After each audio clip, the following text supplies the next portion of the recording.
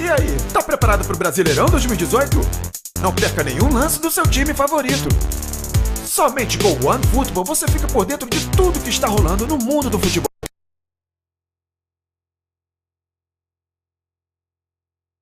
Acompanhe o Brasileirão com o OneFootball. Baixe agora, é grátis. E aí, tá preparado pro Brasileirão 2018? Não perca nenhum lance do seu time.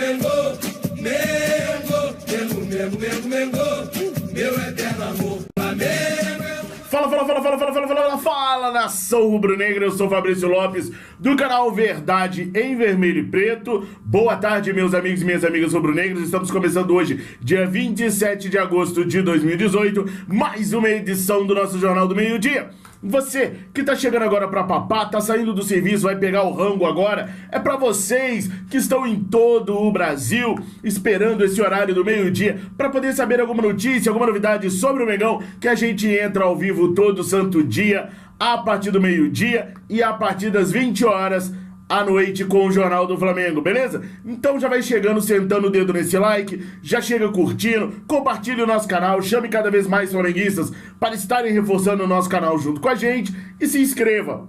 Clica no sininho, inscrito com o sininho ativo, é inscrito VIP. Pois é, nação, ontem o Flamengo jogou com a equipe do América Mineiro lá em Belo Horizonte e a gente gostaria de estar aqui hoje no jornal mais festivo, mais alegre. Afinal de contas, se o Flamengo vencesse a partida de ontem com os resultados que aconteceram no transcorrer do campeonato, nós estaríamos hoje na segunda colocação. Mas eu prefiro olhar por aquele prisma que visse a coisa de vice-hino. Então é melhor o Flamengo ficar na terceira colocação e assumir direto a primeira do que ficar na segunda colocação, que isso não combina com a gente, né?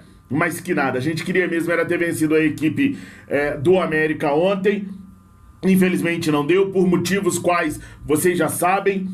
Eu já falei tudo que eu tinha para falar sobre o Barbieri, sobre o erro vexaminoso dele. Não vou voltar a falar isso de novo no nosso jornal, para não pesar a carga e também para não ficar repetitivo. Só vou responder a um amigo que falou assim: ah, mas coloca o Marlos, vai puxar contra-ataque com o Everton Ribeiro e com o Paquetá morto? Primeiro, se o Everton Ribeiro e o Paquetá estavam mortos lá no jogo contra o América, esquece o jogo contra o Cruzeiro, irmão. Que vai ser muito mais intenso e muito mais pegado do que foi o jogo contra o América. Então, se o Paquetá e o Everton Ribeiro estavam mortos aos 30 e tantos minutos do segundo tempo contra o América, contra o Cruzeiro, então esquece. Mas ainda que eles estivessem mortos, quando você coloca o atacante e não o terceiro zagueiro, você obriga o outro time a pelo menos segurar alguém para poder marcar aquele cara. E a intenção minha, quando eu falei de colocar o Marcos Moreno, não era para fazer 4, 5 gols. Era para prender a bola mais no ataque. Prender com quem? Com ele mesmo. Puxou a bola, vai para a linha de fundo, pega um escanteio louco, maroto, 30, 40 segundos que segura a bola lá, entendeu? Então assim, podia ter feito tudo, menos colocado um terceiro zagueiro. Eu nem me recordava, e disse pra vocês que eu não me lembrava quando eu tinha visto um técnico fazer isso no Flamengo, e o pessoal me lembrou. O Zé Ricardo conseguiu uma vez terminar um jogo com 3 volantes e 3 zagueiros. Parece até que foi o jogo contra o São Lourenço. O que aconteceu? Já era. Toda vez que a gente puxar um esquema assim, não vai ter proteção, vai ter exposição. Então basta a pessoa pensar um pouquinho só em como que é o futebol, estudar um cadinho só pra saber que não tinha nada que enfiar um terceiro zagueiro ali. E vou falar mais. Não vem com essa que se tivesse ganhado era herói. Herói nada. Se tivesse vencido com 3 zagueiros e 2 volantes, eu criticaria do mesmo jeito e tenho certeza que a nação rubro-negra criticaria do mesmo jeito. Puxa vida, que inversão de valores é essa? Então, o Flamengo agora tem que ter medo do América Mineiro? Vocês têm que ver as postagens dos americanos, dos torcedores do América. Os caras estão se achando pra caramba. O Flamengo temeu o América, enfiou 3 zagueiros contra o América do Adilson Batista. Eu imaginava que não houvesse professor Pardal maior do que o Adilson Batista no futebol brasileiro. Mas olha, Barbieri tá quase chegando lá. Agora, uma verdade também, galera. Não adianta ficar só sapecando o Barbieri, porque é com ele que nós vamos até o final do ano. Então a gente pode apontar os erros, pode mostrar as críticas, mas nada vai mudar. Treinador nenhum vai aceitar pegar o Flamengo a essa altura do campeonato. Então é com ele que nós vamos até o final do ano, é torcer pra ele pelo menos aprender com os erros. E eu já tô meio cansado de jogar Libertadores com treinador inexperiente. Foi o Jaime, depois foi o Zé Ricardo, depois um curto período aí com Paulo César Carpegiani, que de experiente só tem a idade e a vivência no futebol. Porque qualidade como técnico, pra mim, foi lá na década de 80, com aquele super time que ele tinha, que pra mim nem precisava de treinador, era só jogar a camisa e deixar os caras se virarem dentro de campo, e na seleção do Paraguai em 98, depois nunca mais vi um grande trabalho dele. E agora a gente tá com o Barbieri, outro estagiário, disputando os principais campeonatos conosco. Mas enfim, a minha ideia, a minha concepção de futebol foi essa. Agradeço as mensagens de apoio de muitas pessoas que pensam como eu, e foram muito mais pessoas que pensaram que foi um erro. E não fui só eu, não. Foi eu, várias pessoas que torcem pro Flamengo, mas várias jornalistas, cronistas. O que o Barbieri fez ontem foi juvenil. E só quem não entende nada de bola para poder concordar com o perdão da minha radicalidade, mas ele foi juvenil ontem e quem acompanha o discurso é mais juvenil que ele ainda. Mas seguindo então, vamos seguir. Hoje é aniversário dos nossos principais jogadores, quiçá o principal jogador do Campeonato Brasileiro, Lucas Paquetá. Tá fazendo 21 anos hoje, isso mostra como ele é tão novinho, como ele tem que amadurecer em muitas situações dentro e fora do campo. Muitas pessoas estão criticando o Lucas Paquetá, que depois da convocação ele deu uma queda vertiginosa no seu futebol, que talvez ele tenha subido, o futebol tenha subido um pouquinho a cabeça dele, e que tá na hora dele botar o pezinho no chão e tal. É indiscutível que todos acham o Lucas Paquetá um baita de um jogador, acham o Lucas Paquetá uma das maiores revelações do Flamengo dos últimos anos, junto com o Vinícius Júnior, ou acima até do Vinícius Júnior, mas realmente o negócio tá errado pro lado dele, alguma coisa não tá tão certa assim com o Paquetá agora. Pode ser o posicionamento, que não tá rendendo mais. Eu vejo muitas pessoas falando, mas tá matando o futebol do Paquetá com ele jogando de segundo volante. Mas antes da Copa do Mundo, ele fez as melhores apresentações dele no profissional do Flamengo, jogando exatamente na mesma posição. Então eu acho que com relação ao Lucas Paquetá, é mais algo da cabecinha do que algo do pé. Porque no pé ele tem bola pra caramba. Então parabéns, Lucas Paquetá. Bota a cabecinha no lugar aí, irmão, que a gente vai precisar muito de você. Inclusive, nesta quarta-feira, contra a equipe do Cruzeiro. Daqui a pouco a gente já tem que virar a chave e começar a falar do jogo do Cruzeiro na quarta-feira. Segundo o Barbieri, a gente vai com a equipe que jogou contra o América Mineiro, desde que haja condições clínicas e físicas dos jogadores. Então, se houver situações clínicas e físicas dos jogadores que iniciaram a partida contra o América, são eles os que vão para a partida contra o Cruzeiro. O Cruzeiro jogou no sábado com 8 jogadores titular. Descansaram no domingo e vão jogar na quarta-feira, um dia a mais de descanso. Já o Flamengo jogou ontem com o time todo titular e ainda voltou para o Rio de Janeiro. Até agora eu estou sem entender o porquê o Flamengo voltou para o Rio de Janeiro. Explico, galera. Vou explicar direitinho. O voo do Flamengo foi às 21 horas de ontem. O jogo terminou às 19 horas. Aí você tem coletiva, mais um monte de coisa. Vamos supor que os jogadores conseguiram sair do estádio Independência por volta de 20 e 30. Já foram direto para o aeroporto para pegar o voo às 21 horas, para chegar no Rio de Janeiro, mais ou menos, sei lá, se tudo transcorreu bem, 10h30, 11 horas da noite. Aí cada um vai para sua casa, descansa agora na parte da manhã, e hoje às 15 horas tá todo mundo treinando lá no Ninho do Urubu de novo. Para amanhã, treinar de manhã e viajar novamente, voltando para Belo Horizonte, fazendo todo esse itinerário de novo. Cansa, tá? Viajar cansa. Na época que eu trabalhava viajando, numa semana só eu cheguei a estar em 3 estados. mexendo com a implantação de sistemas em 3 estados em uma semana. No último dia eu já não sabia nem mais em qual cidade eu tava pisando, de tão louco que você fica e cansa. Pegar e ainda mais do jeito que é o Brasil, né? Que o voo sempre dá uma atrasadinha aqui, uma atrasadinha ali, sempre dá zebrinha. Enfim, preferiram fazer esse itinerário todo, preferiram perder esse descanso dos atletas, porque ninguém descansou de ontem depois do jogo. Até hoje de manhã ninguém vai descansar de verdade, né? Os jogadores vão chegar em casa, vão dormir tarde pra caramba. Bom, enfim. Fabrício, aí alguém me falou, Fabrício, o Flamengo não ficou em Belo Horizonte porque o Atlético Mineiro não liberou o CT. Bom, aí eu fui atrás dessa informação, né? Pelo lado atleticano, me disseram o seguinte, mas o Flamengo não estava trocando carícias com o Cruzeiro, chamando o Cruzeiro de maior de Minas, agora precisa do nosso CT aqui? Então, a explicação que eu encontrei de várias pessoas ligadas ao Atlético Mineiro foi justamente esse poderia ter sido um dos entraves do Flamengo ao Atlético Mineiro. Agora, quem disse que só existe o CT do Galo em Minas Gerais para o Flamengo ficar? Tem ali, pertinho de Belo Horizonte, em Nova Lima, o CT do Vila Nova. Foi reformado em 2014. É lógico, não é o CT Ninho do Urubu, não é a Cidade do Galo, mas é um baita de um CT que dava pra galera ter uma rede hoteleira gigantesca nas proximidades de Vila Nova. Vila Nova tá grudado em Belo Horizonte, então o time podia ficar num baita de um hotel em Vila Nova. Vários artistas, quando vão pra Minas, ficam nessa rede de hotelarias que tem ali próximas a Vila Nova, treinado no campo do Vila Nova, evitava essa fadiga de ir e voltar pro Rio de Janeiro. Mas enfim, a verdade é que a gente não sabe exatamente o que tá na cabeça dos dirigentes. Muitas pessoas me passam que o Flamengo não vai priorizar a Libertadores, que a Libertadores o Flamengo já teria desistido, lógico, não vai falar pra nós. Eu não desisti, já pensou se o Flamengo vira e fala, não tem jeito mais? Credo, né? Mas tem muita gente que acha que o Flamengo já não vê que tenha como virar para Libertadores, que alguns dentro do Flamengo não acreditam na virada e por isso prefiram correr mais no Campeonato Brasileiro e na Copa do Brasil. Por isso, a volta para o Rio de Janeiro. No Rio de Janeiro também tem a questão de fazer os exames. Então você volta, você faz os exames, vê quem tá com desgaste, quem não tá, para poder levar para o jogo da Libertadores. De repente, se tiver um jogador ou outro com maior desgaste, ele não vai para o jogo.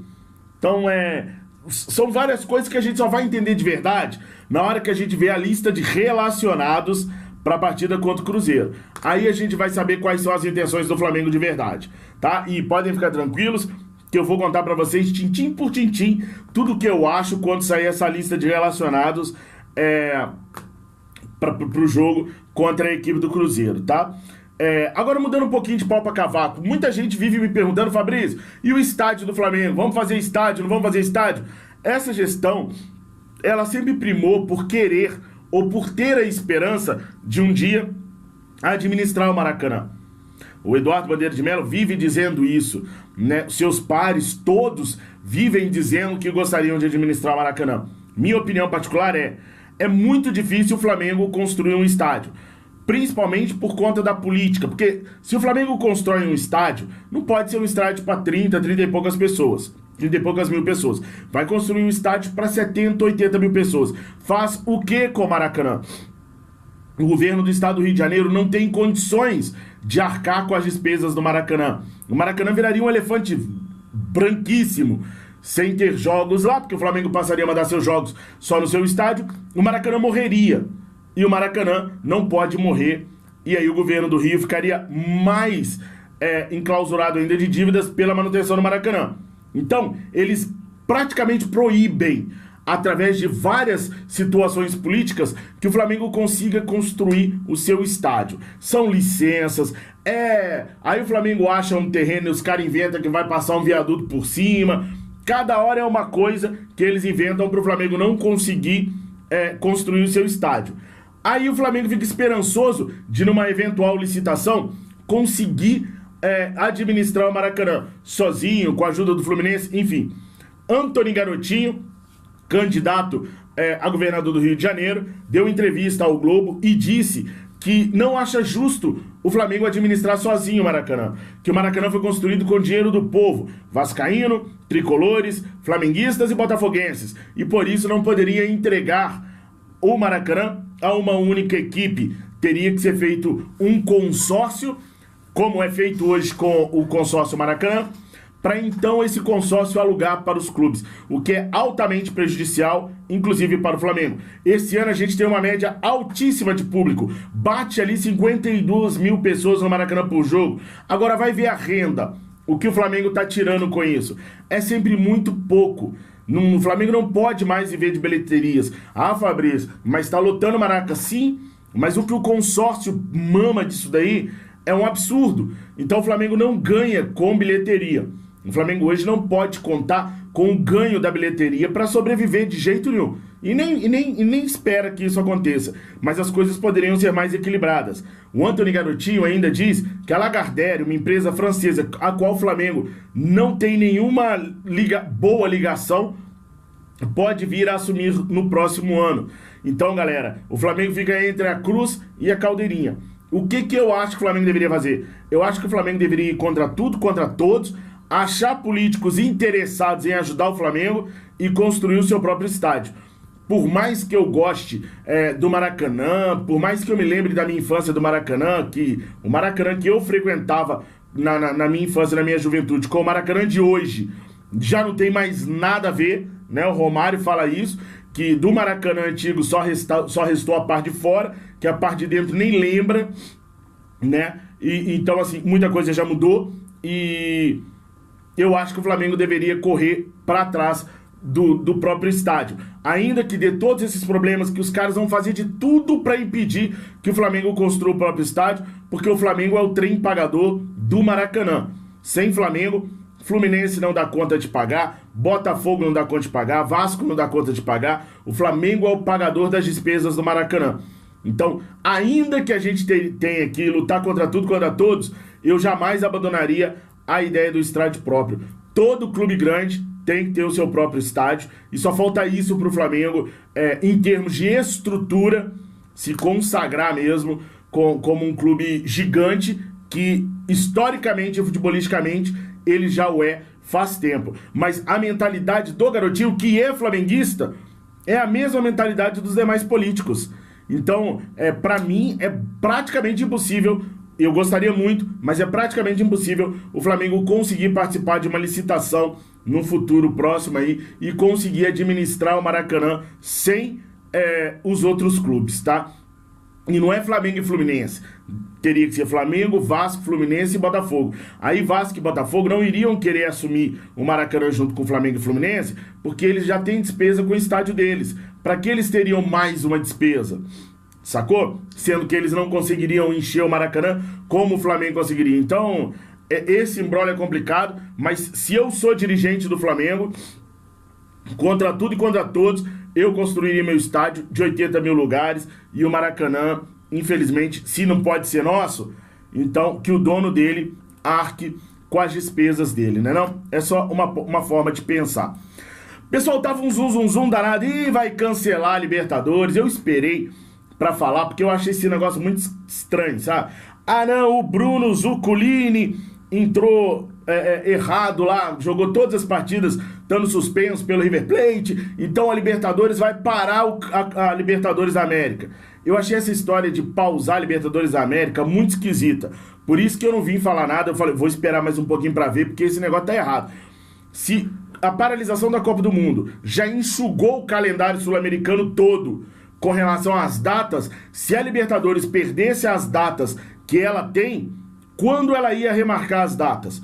Para quando ela iria conseguir as datas? Então, a Libertadores veio hoje a público dizer: a direção de competições da Conmebol informa que não há alterações na programação da Conmebol Libertadores e que todas as partidas programadas vão acontecer no tempo e forma determinados. Então, rapaziada, esse boato aí, tem outro boato, que por conta da possível perda de pontos do River Plate, os confrontos seriam trocados. Ao invés de jogar Flamengo e Cruzeiro, jogaria Flamengo e Racing, seria River e Cruzeiro, eu acho, alguma coisa nesse sentido, né? Mas o Flamengo pegaria o Racing e não o Cruzeiro, então segurariam as datas para que pudesse ter a mudança. Por esse comunicado da Conmebol, não só não haverá mudanças nas datas, como também não haverá mudanças nos adversários dos confrontos das oitavas de final. O que tudo indica, a Conmebol vai arrumar alguma maneira de punir os clubes que têm jogadores, que tiveram jogadores escalados de forma errônea, sem atrapalhar a tabela de jogos da Libertadores. Para quem não está entendendo direito que parada é essa, que Bruno Zuculini é esse, o Santos tem um jogador lá chamado Sanches, que estava punido pela Conmebol, tomou um cartão vermelho, deveria cumprir suspensão, e foi escalado sem cumprir a suspensão. Isso levantou uma discussão e descobriram que o Bruno Zuculini, do River Plate, jogou todas as partidas também, tendo que cumprir uma punição. Então deu essa bagunça toda, peraí, se vai punir o Santos tem que punir o River também, se não punir o River não pode punir o Santos também, e deu uma mexida, uma estremecida nas bases da Libertadores com essas prováveis mudanças de chaveamento, de confronto, datas de partidas que poderiam ser anuladas, enfim. O fato é que foi uma falta de organização monstruosa, né? Uma falta de um amadorismo sem tamanho, até do Flamengo, porque o Bruno Zuculini jogou contra o Flamengo, e o Flamengo poderia ter feito uma representação contra o River Plate lá atrás, ganhava os 6 pontos do River Plate, se classificaria melhor. Não que eu gostaria que o Flamengo ganhasse no tapetão, porque não é nosso, característica ser assim, mas tá na regra, então você tem que ir atrás. Só que o Flamengo nem sabia, se der bobeira, no Flamengo até hoje ninguém sabe quem é Bruno Zuculini, tá? Tô falando sério, quiçá saber que o cara tava suspenso. No Santos aconteceu a mesma coisa, também ninguém sabia dessa punição do Sanches. Então os clubes brasileiros precisam aprender a conhecer melhor as competições que eles disputam. Outro dia, o Gum do Fluminense estava falando: que bom que o árbitro de vídeo decidiu a nosso favor. Nem tem árbitro de vídeo no Campeonato Brasileiro. Então isso mostra que os caras nem sabem o que estão jogando, qual que é a regra, quem que você está enfrentando. Os caras não têm nem noção do que está acontecendo, principalmente aqui no Brasil. Lá fora não, lá fora o povo sabe, o povo corre atrás. O Racing meteu a boca no trombone atrás do River Plate para conseguir alguma coisa. Não deve conseguir nada não, porque o Racing só deu a declaração 48 horas depois da partida. Para ter alguma validade, me parece que teria que ser de 12 a 24 horas no máximo após a partida. Mas mostra que a gente tem que ter um pouquinho mais de conhecimento das competições que a gente está disputando. Certo é certo, errado é errado. Se acontecesse conosco, vocês podem ter certeza que o River Plate ia tirar tudo contra a ponta da gente lá atrás.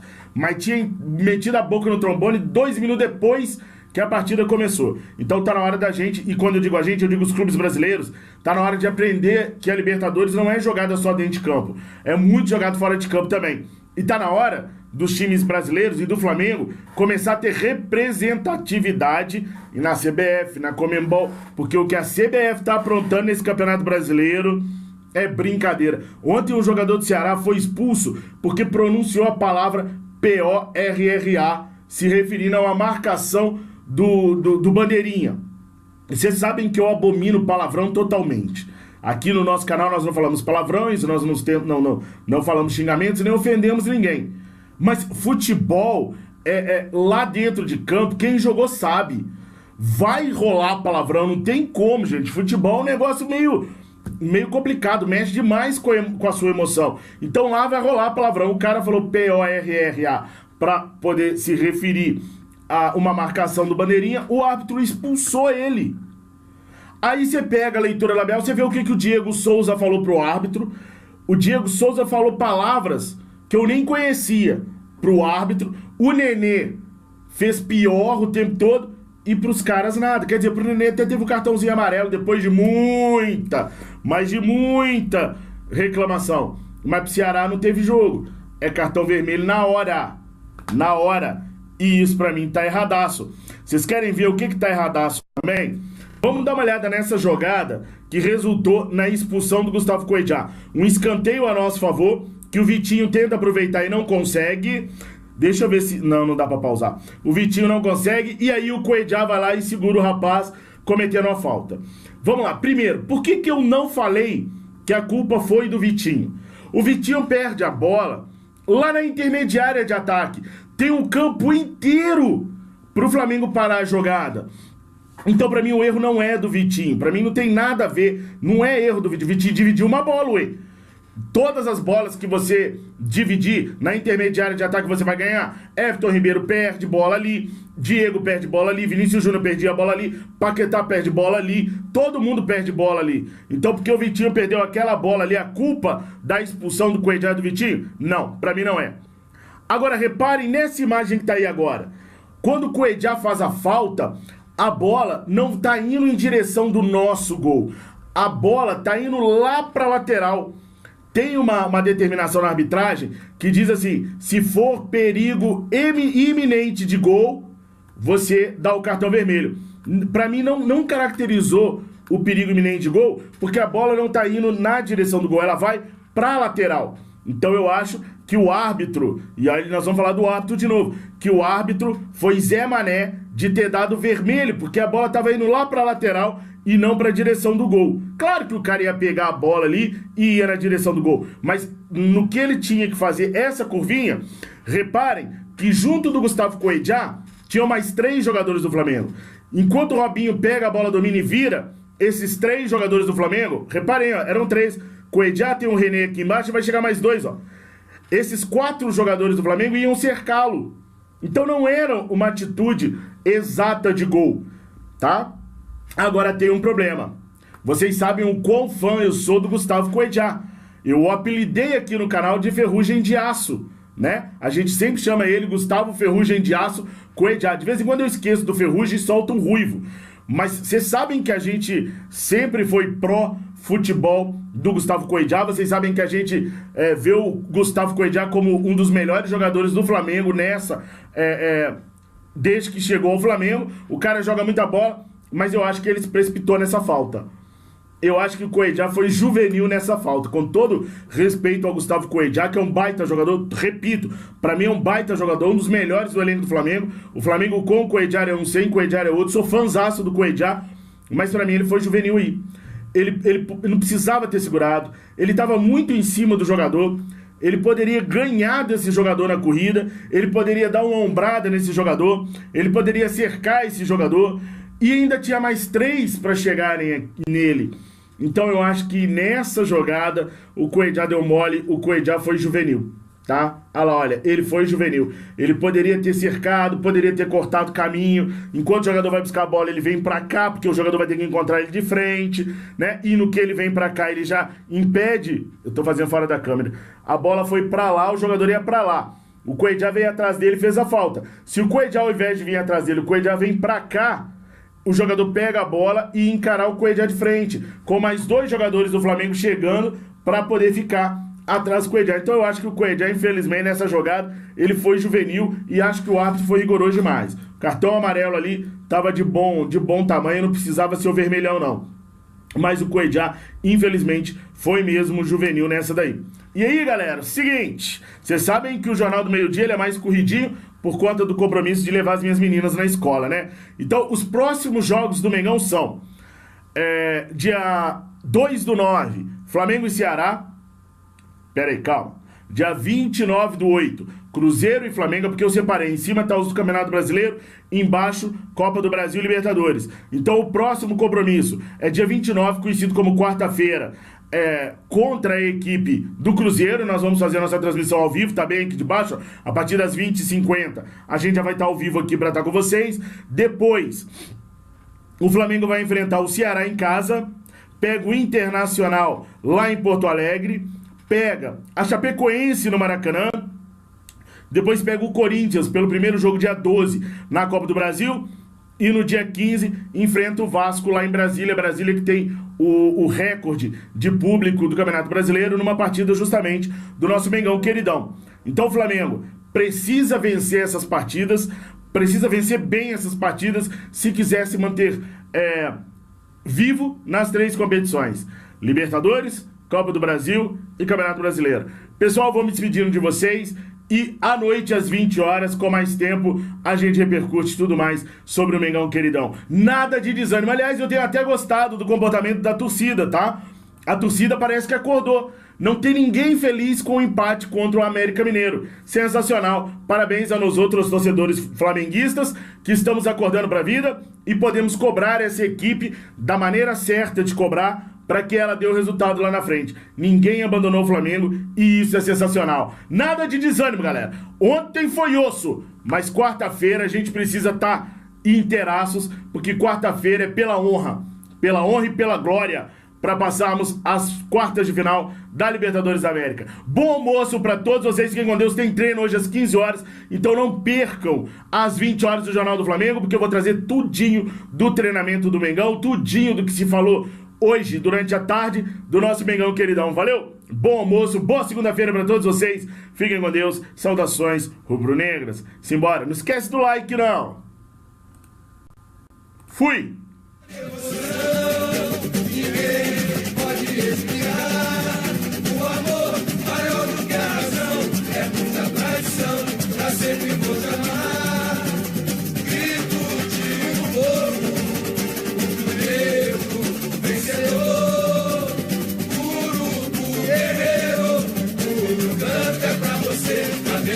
Mengo, mengo, mengo, mengo.